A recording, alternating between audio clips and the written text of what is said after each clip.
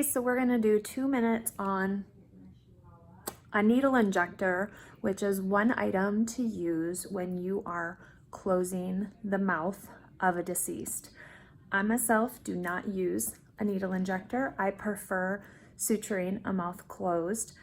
So I'm gonna get one of my fellow embalmers to kind of demonstrate loading the needle injector with the pins and wires that are used, and we'll fire it so you can see how it sinks in to an item, not a deceased.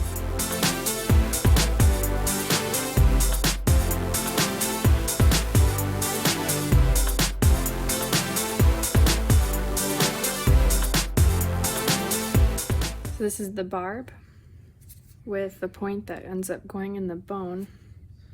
We put it right in here on the tip. And then I pull this.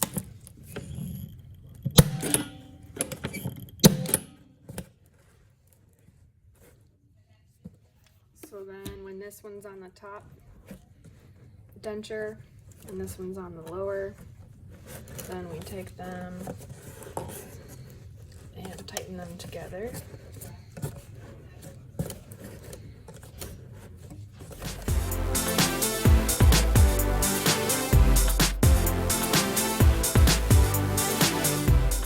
Thanks for bearing with me. When we don't have a deceased to use, we have to kind of use what we can.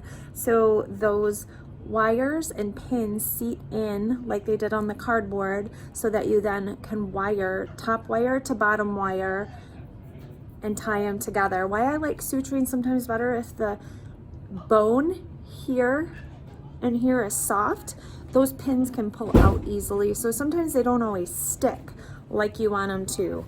But so like on a mouth, you go here and here, right into the gums. So that is needle injectors.